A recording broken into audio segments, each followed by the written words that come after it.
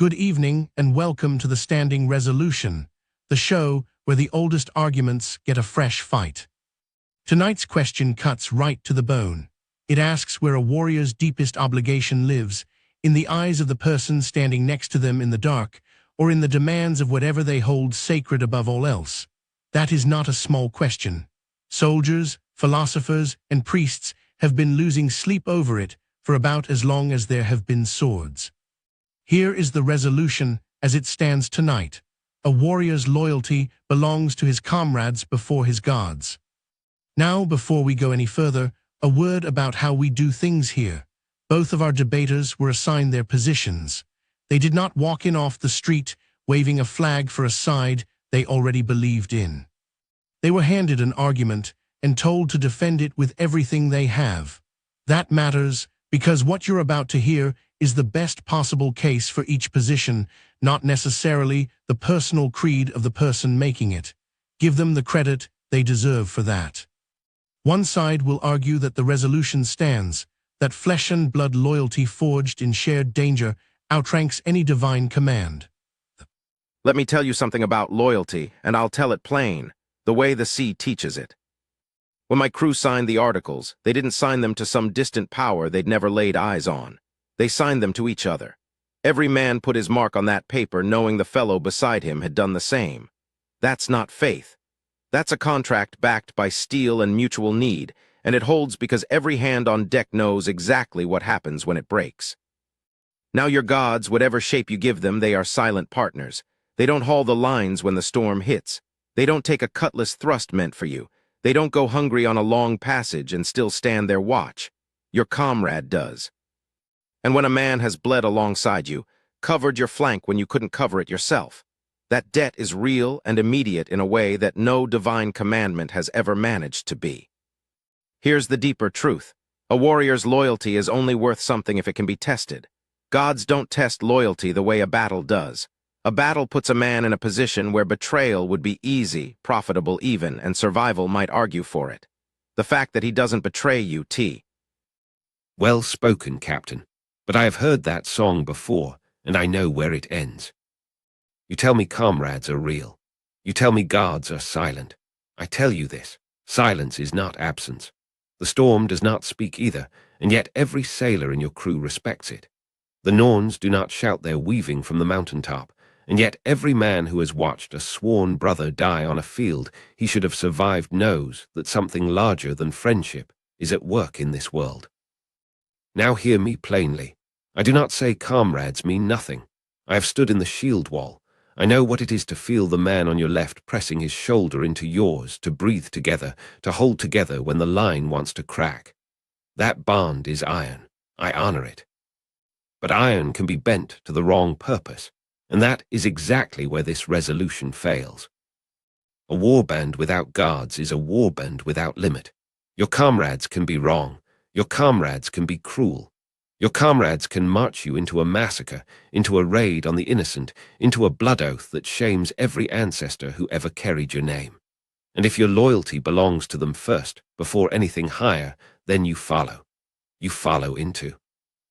Both sides have drawn their lines, and I will say this, neither one drew them lightly.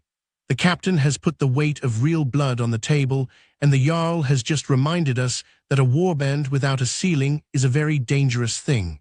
Don't go anywhere. The rebuttals are next, and that is where it gets personal. Welcome back. I'm Justice Vale, and you're watching the Standing Resolution, where tonight we're asking whether a warrior's deepest loyalty runs to the person beside him or to whatever he holds sacred above all else. Both sides have made their opening case. Now they get to answer for it.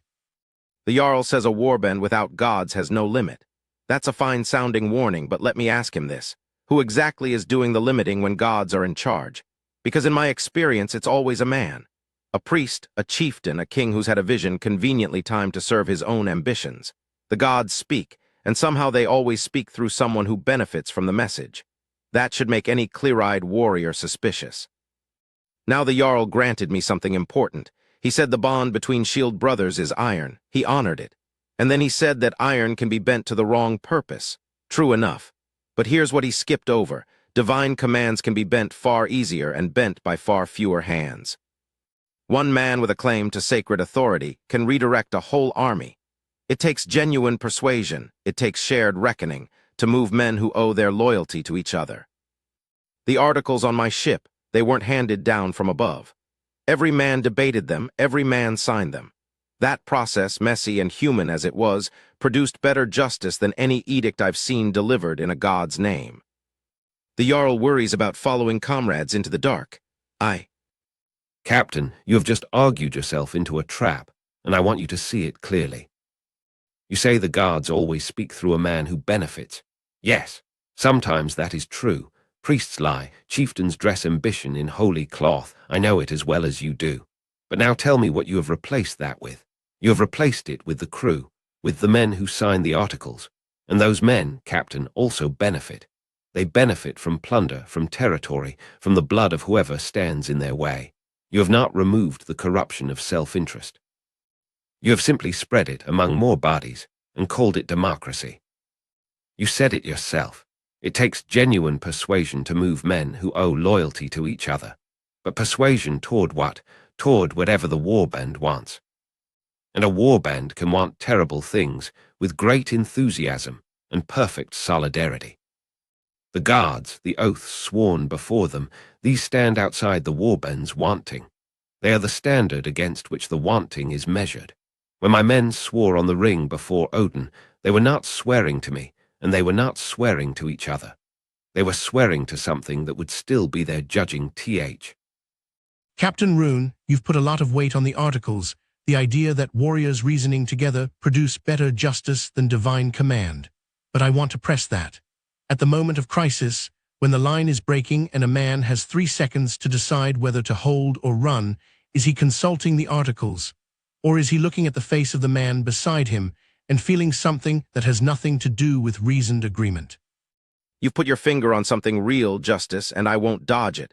No, he's not consulting the articles in that moment. He's not consulting anything. He's acting. But here's what I'd ask you to consider. Why does he act the way he does? What built the reflex that makes him hold the line instead of run? It wasn't a prayer he said that morning. It was every watch he stood beside that man, every meal shared, every time that face showed up when it was needed.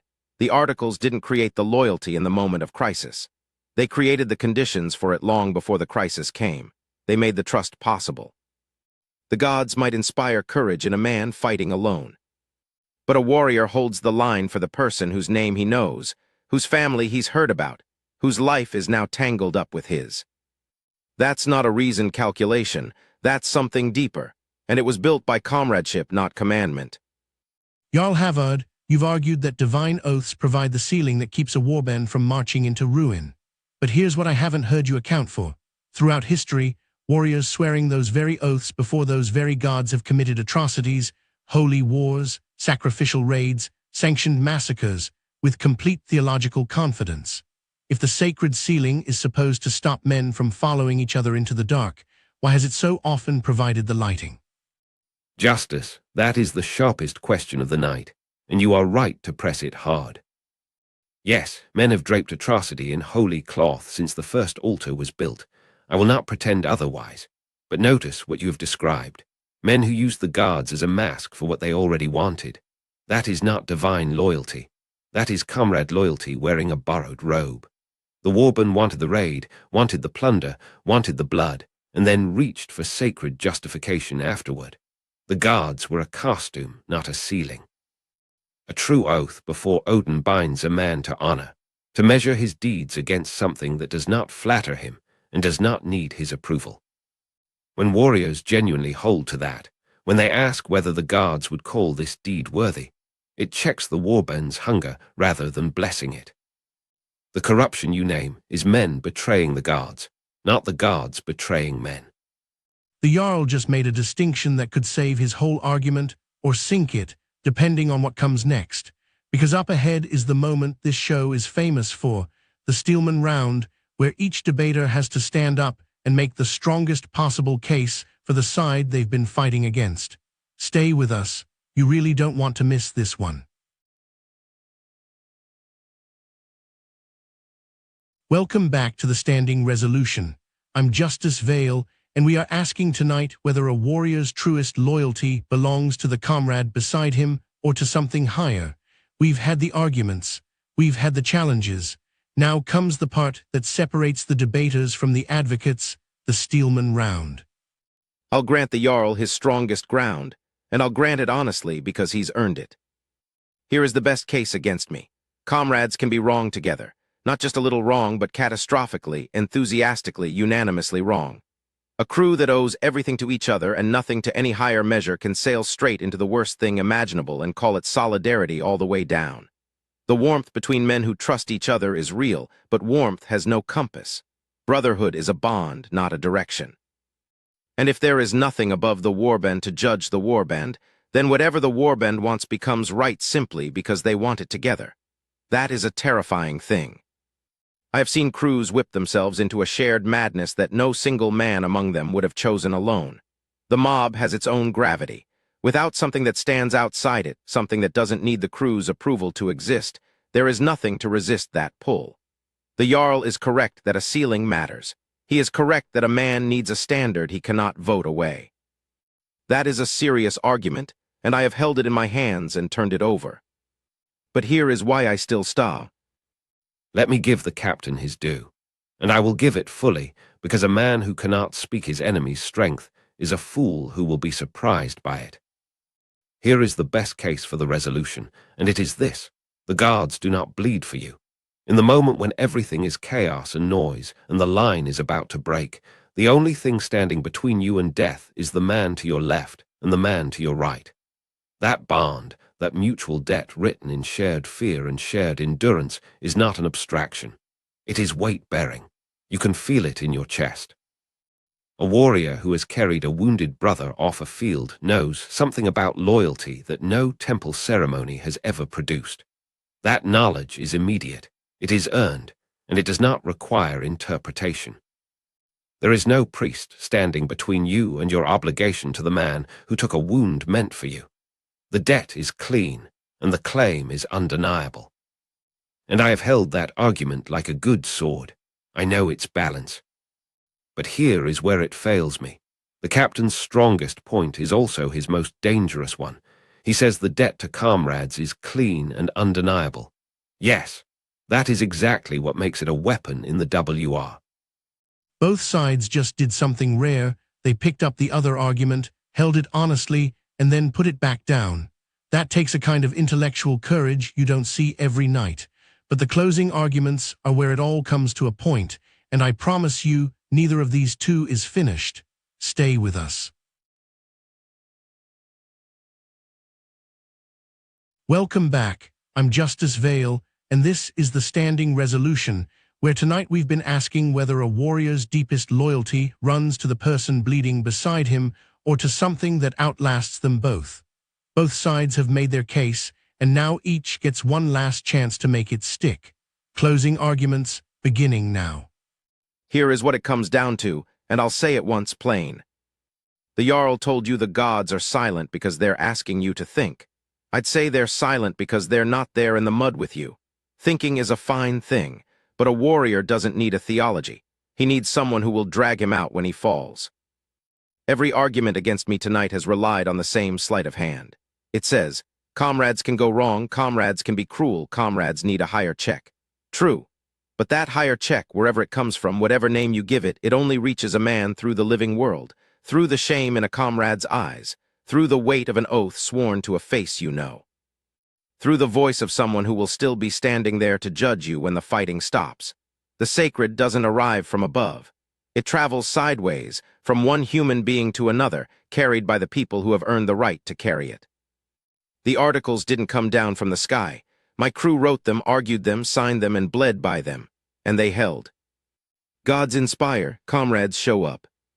When the line breaks and the world is noise and dark, the only theology that matters.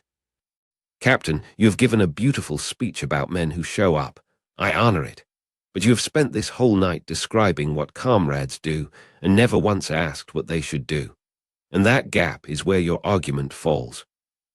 You say the sacred travels sideways, from one man to another.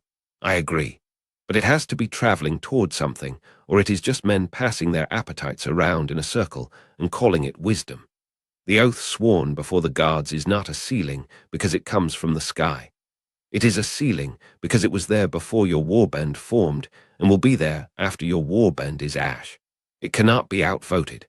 It cannot be renegotiated when things get hard. It holds because it asks nothing in return except that you be worthy of it. Comrades tell you who stands beside you. The guards tell you who you must be while they are standing there. A warrior without that measure is not free. He is just loyal to whoever got to him first. The shield wall holds because men trust each other. But men are only worth trusting when they are sworn to something larger than the wall itself.